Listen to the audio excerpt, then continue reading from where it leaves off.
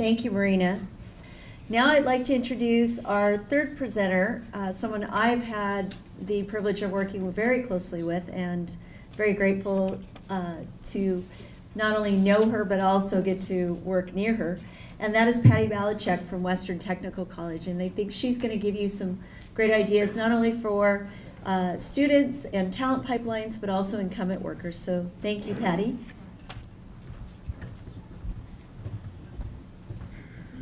Good morning, everyone.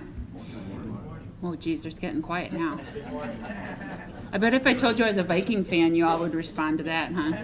Yeah, see? Thought so. All right. Thank you for having me here. I appreciate it. I'm going to talk quickly about kind of how you recruit some and then how you retain some. And as Marina said, as Bill said, it's a tough market, frankly. You've got to work at recruiting. Is it on? Are you? Okay. My voice is really loud, so sorry about that. But we're going to work on both recruiting them and then retaining the ones that you have. And then how do you deal with those that you take on that don't have the skills that you need them to have? So we're going to kind of go through this. Some of this I did present a couple weeks ago at Lisa's conference, so you might see it repeated, but the message is still valid. So first, when you're recruiting, at the technical college system, we have a system called Tech Connect.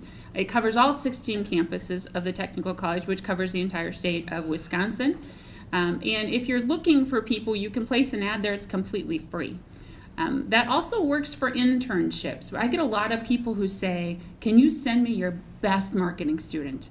And I'll go, it's against the law, but I'd love to. We cannot expressly give one student to one employer.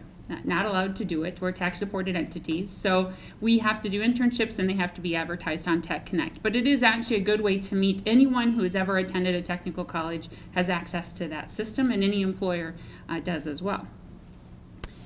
So the other part of this is if you're looking for people, you've got to connect. And we are a resource to connect with, but we cannot possibly do all that connection for you. You've got to reach out.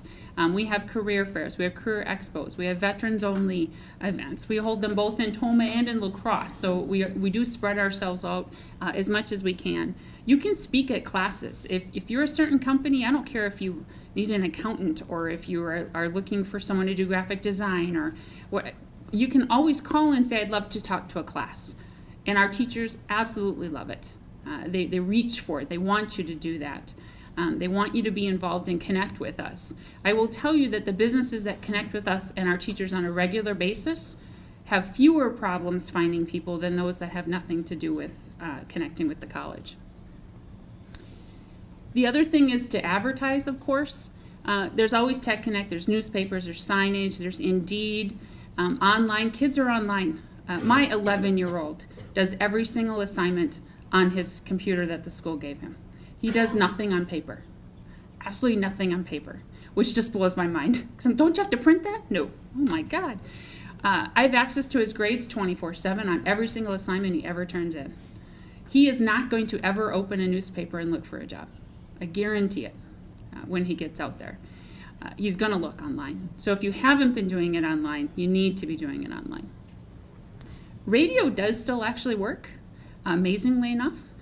Radio is still a very viable source. And then connecting with other centers, like in La Crosse, we have the Mung. There's lots of community centers that have people that reach out to them for employment. You need to make sure that you screen your applicants, and people know this. I hear quite a bit about that process. But there's always pre-testing, there's always background checks, there's always drug tests. Yes, that does have to happen.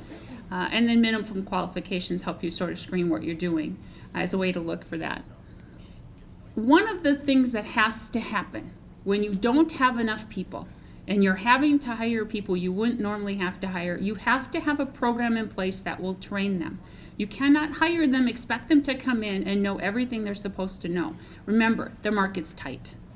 Right? You've got to compete, and to compete for employees means you have to train them. Whether you do them yourself or you reach out to Western or UWL or someone else to help you do that training, you've got to prepare yourself for the fact that you're not going to have totally qualified people knocking on your door every second. Right? So you've got to have a program that's put in place to train them on what they need to know. A lot of this has to do with Do you need to upgrade their computer skills? Do they need to understand your HR policies? Sometimes it can be as basic as, how are you nice when you answer the phone? I admit that sounds kind of sad, but some people have never been taught that. If you don't know that, you don't do it.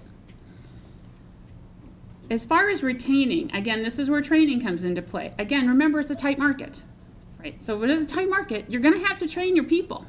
If you want to keep them, you're going to have to keep training them, especially millennials. They want to keep learning, right? They want to keep growing. They want to keep reaching, right? If you just say, do this job, and I expect you to do this job for the next 25 years, it's not going to happen, right? So you're going to have to start training them, and you're going to develop a plan to make that happen. Now, if you don't have the staff to do that, that's what the colleges are here for. We can help you with that. Whether it's us, whether it's Manpower, whether it's UWL, it doesn't matter who it is. But if you need help, that's what you reach out for. Just don't expect to keep them if you're not allowing them to grow and learn as they move. One of the things about training in your company is that it can be very site-specific, and it can help your company continue to grow as well.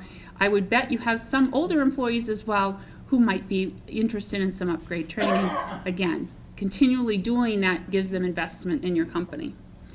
And then you want to think about everyone in your company. You know, one of the people I heard that's really hard, accountants.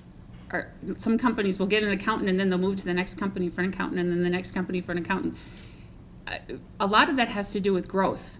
If you bring them in and all they ever are doing is receivables, they don't ever move, they don't ever learn, you know, they're going to leave. They're going to get tired of it. Although there are a few people like my mother who loved receivables, did it for 50 years. But that's not the way it's going right now. So you need to continually remember to do that. So, I mean, that's just as quick an overview as I can get on how you can recruit and then how you can retain. But remember, you have to continually be nimble in what you're doing, and you have to be willing to allow your people to grow in their roles if you expect to keep them in the future.